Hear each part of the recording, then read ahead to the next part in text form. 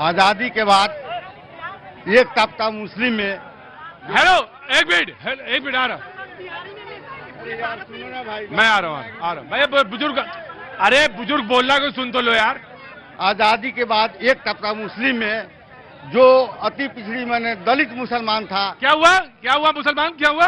दलित मुसलमान था। दलित मुसलमान था जो आजादी के बाद आज तक उसको नहीं किए, लेकिन माननीय प्रधानमंत्री जी ने कमेटी भेजकर पटना में उसको देखवाया कि इसका क्या हालत है। उसके बाद माननीय मुख्यमंत्री ने अरजाल मुसलमान जिसको हाई पसमानदा नहीं, अरजाल मुसलमान है जो 30 जातियां है उसमें, बक्खो है, मुसलमान है, धोबी है, बक्खो है, कबाड़ी है, इस सब जात है। उसको आज भाई मुसलमान जो है आज 20% भाजपा के वोट देगा, नीतीश कुमार के वोट देगा।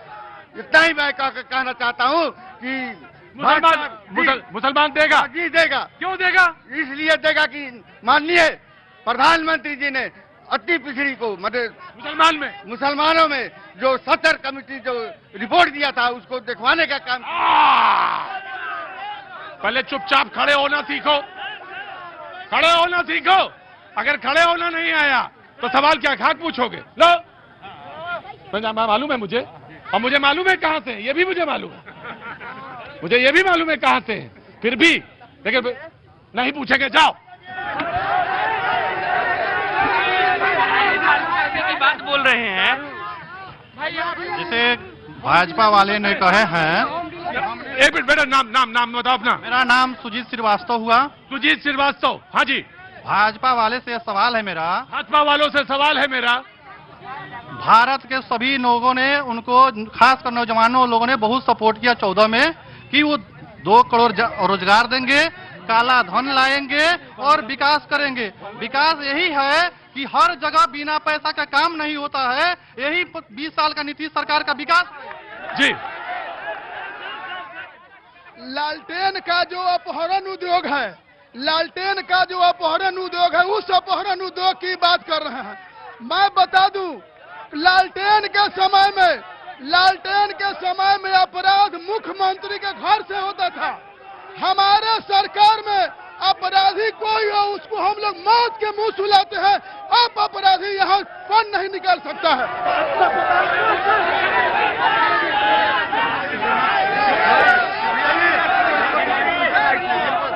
क्या उम्र है आपकी? 52 साल मेरी उम्र है। 52 साल में ये आलम है, 16 साल में क्या करते होंगे ये देख लो।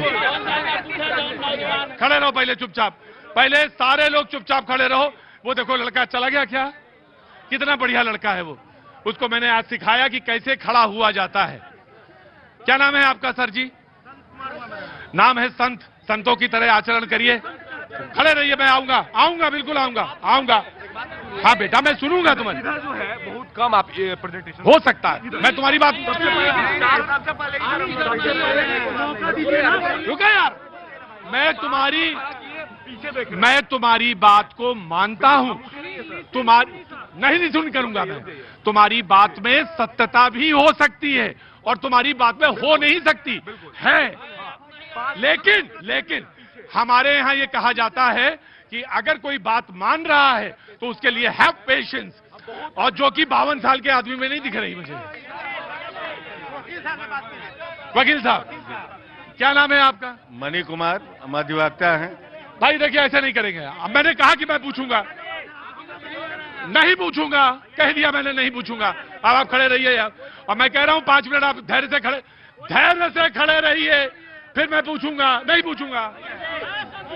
मैं मणि कुमार अधिवक्ता हूं जी। मैं प्रणाम करता हूं। आपको भी मैं प्रणाम करता हूं, और चंपारण के कर्म भूमि से आपको जो है आदाब सलाम। बड़ी गजब की कर्म भूमि, सारा पेट्रोल निकाल लेती है। तो सब लोगों का जो अपना जो मानसा है वो अपना बोलता है लोग। सबसे पहले मैं जन सुराज के अमित जी का जवाब मैं दे रहा हूं। वो एक अधिवक्ता है माननीय हाईकोर्ट पटना में। देश आजादी के बाद आज तक कोई मुख्यमंत्री नहीं हुआ जो अधिवक्ता के कल्याण के बारे में, उसके परिवार के बारे में सोचा हो। वो पूरे देश के एक बिहार ही एक ऐसा राज्य है जो माननीय नीतीश कुमार ने जुआ अधिवक्ता को 5,000 रुपया महीना देने का ऐलान किया, कानून लागू किया। दूसरा, जो गरीब परिवार के जो बीमारी से ग्रसित अधिवक्ता है उनको इलाज के लिए पैसा देंगे और कल्याण समिति का गठन किए, महिला लोगों के लिए पिंक टॉयलेट का व्यवस्था किए। और आजादी के बाद कोई ऐसा मुख्यमंत्री नहीं हुआ जो बिहार का इतना विकास किया। ये लोग राइट। अगले 20 सेकंड आपके।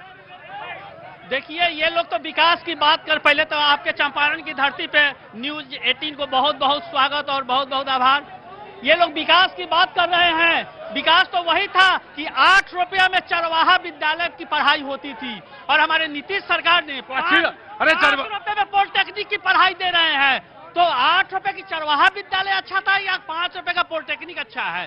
पहले ये स्थिति थी कि अस्पताल में कुत्ता बैठा रहता था। आज अस्पताल का जाकर देखिए, हजारों की संख्या में पेशेंट लाइन लगा के वहां डॉक्टर उपलब्ध, जांच है और वहां अस्पताल में गरीबों का इलाज हो रहा है। आप स्वास्थ्य की व्यवस्था देख लीजिए, शिक्षा की व्यवस्था देख लीजिए। ये शिक्षा की बात कर रहे हैं। हमारे यहाँ तो पहले स्कूल क्या था, टूटा हुआ भवन देखते थे तो लोग कहते थे कि कोई सरकारी स्कूल होगा। आज चमचमाते हुए बिल्डिंग में हाई टेक्नोलॉजी से पढ़ाई हो रही है। तो क्या ये लोग को तो रास आएंगे ही नहीं?